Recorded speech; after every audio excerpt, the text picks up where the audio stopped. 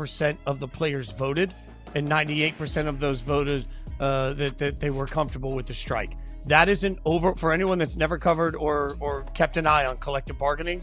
Those are overwhelming percentages that we rarely see in most sports leagues because, as I've referenced before with you, Caroline, there are thousands of people in the NFL Players Association, right? The numbers are much smaller in the WNBA. So what we're finding out is that because there's less players and these players are banded together, they are voting, and they are voting loud, and they are voting with an overwhelming confidence. That is unusual. I think it's almost unprecedented to see that level of participation in a vote that clearly says, nah, we're good. We're ready to sit out if that's what it means. That to me speaks to the most dangerous part of this if you were a WNBA fan, which is I believe the players are wildly galvanized together in just what right or wrong. It feels like if you are a woman in sports, you rarely just get to play your sport. You also have to be an advocate for the future of your sport because you're fighting from the day you get in to do this profession. Pay attention to that energy right there.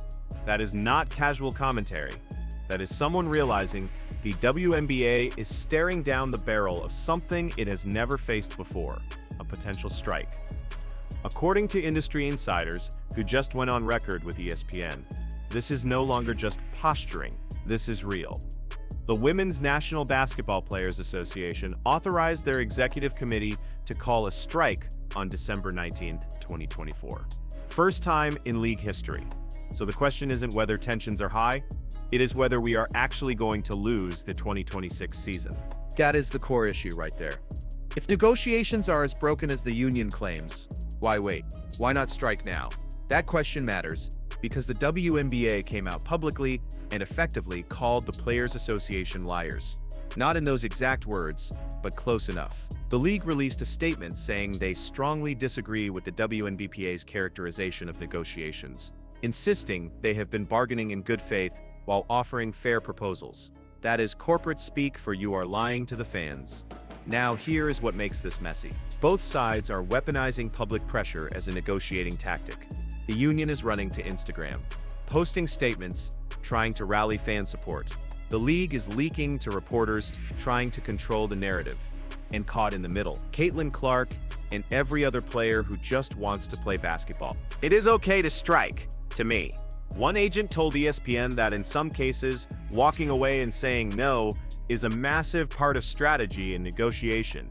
But not everyone believes the league would be more willing to cave to player demands just because a strike is looming. This is another quote. NBA Commissioner Adam Silver is going to step in and say, ladies, we aren't moving on this, but we will do this.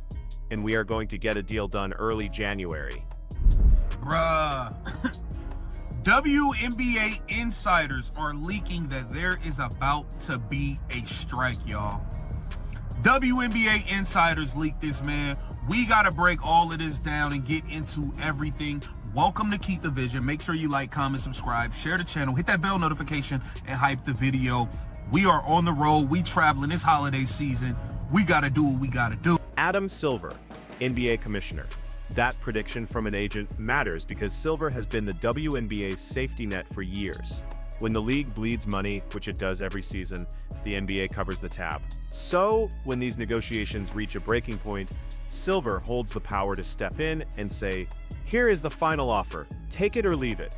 According to multiple agents speaking on background, that is exactly what they expect to happen in early January. But here is the problem with that theory. It assumes the players are negotiating rationally.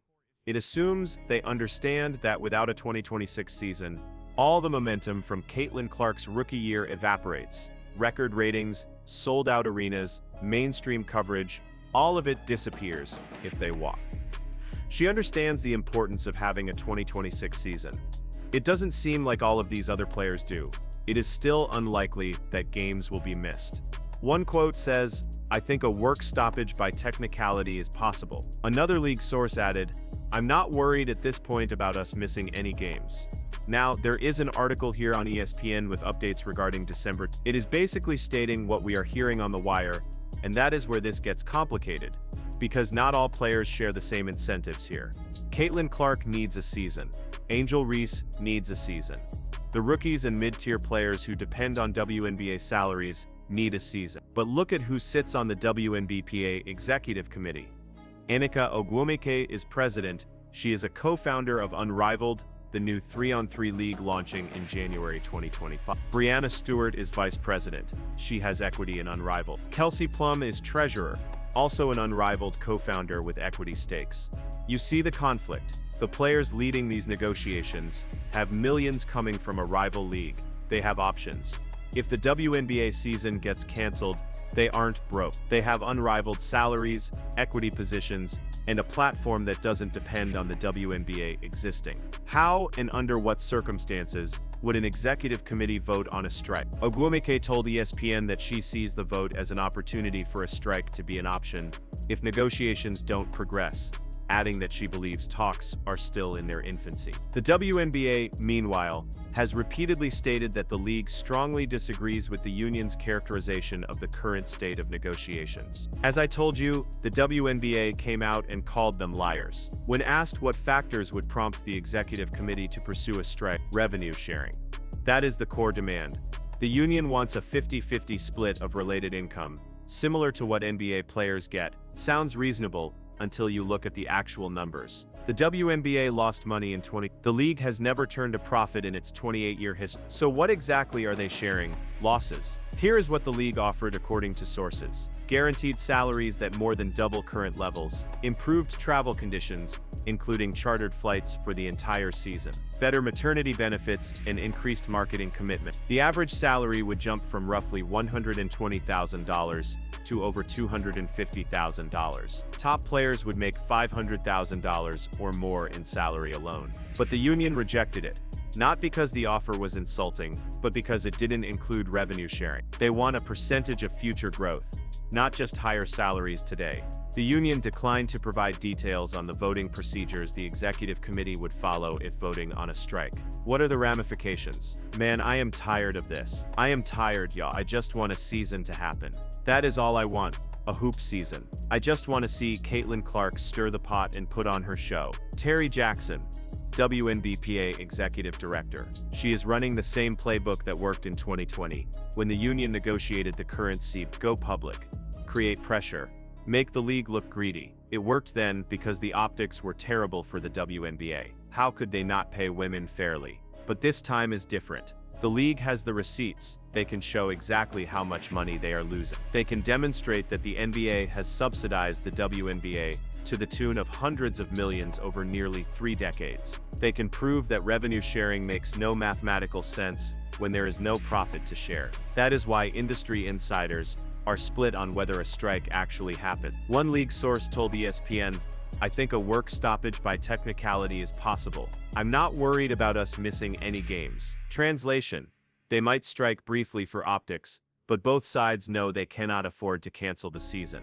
That is really all I want to see. The 2026 season isn't expected to tip off until May, so the possibility of canceled games is still far off. But the players could opt to strike before then. The ramifications of a potential strike or work stoppage in the off-season would include losing benefits and team housing for those who rely on it.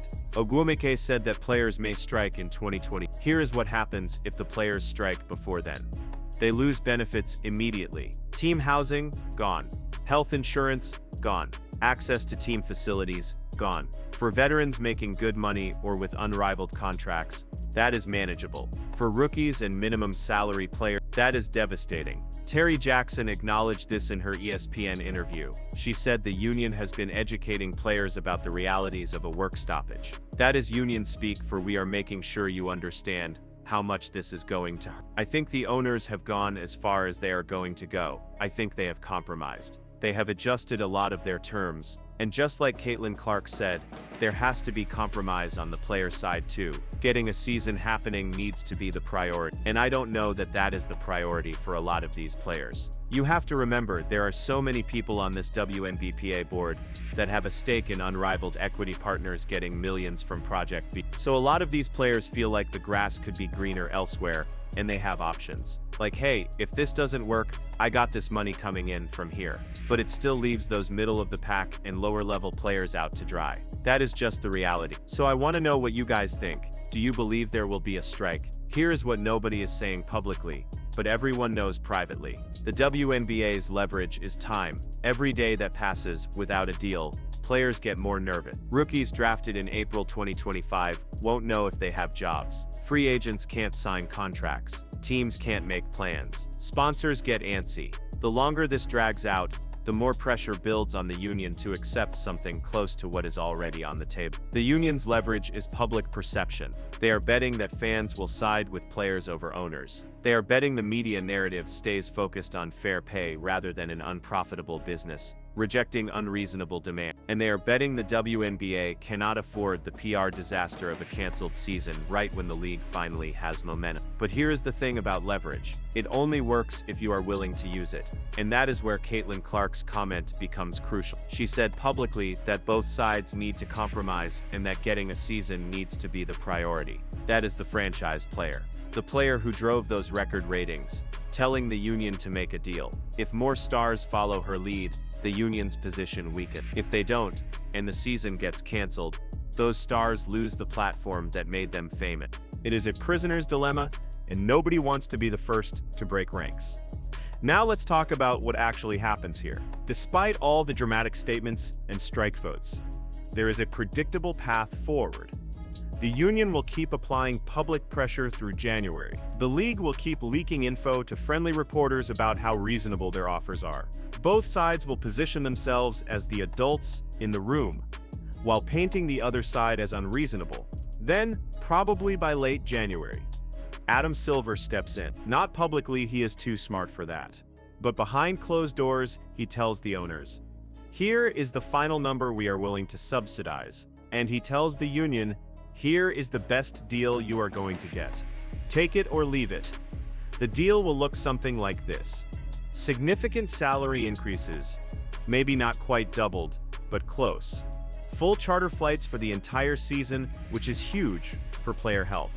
Improved marketing commitments with specific dollar amounts, and some form of revenue sharing that kicks in only after the league reaches profitability. With clearly defined metrics, the union will claim victory because they got historic raises and revenue-sharing language in the CA. The league will claim victory because the revenue sharing doesn't cost them a dime until the WNBA actually makes money. Both sides will praise each other's professionalism. Everyone will move on. But here's what won't change: the fundamental tension between what players think they deserve and what the business can support. The WNBA has grown significantly, but growth doesn't equal profitability.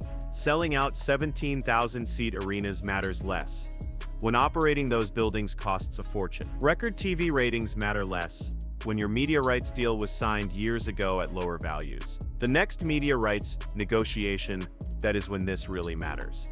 If the WNBA can secure a deal worth $200 million or more annually, suddenly revenue sharing makes sense. Players get a percentage of real money, not theoretical future earnings. But if the media deal disappoints, we are right back here in a few years having the same argument. That is the real question facing both sides. Do you risk everything now for a better deal, or do you take the safe money and bet on growth?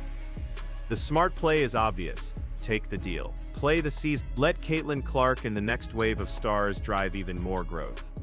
Then negotiate from strength in 4 years when the numbers actually justify sharing revenue.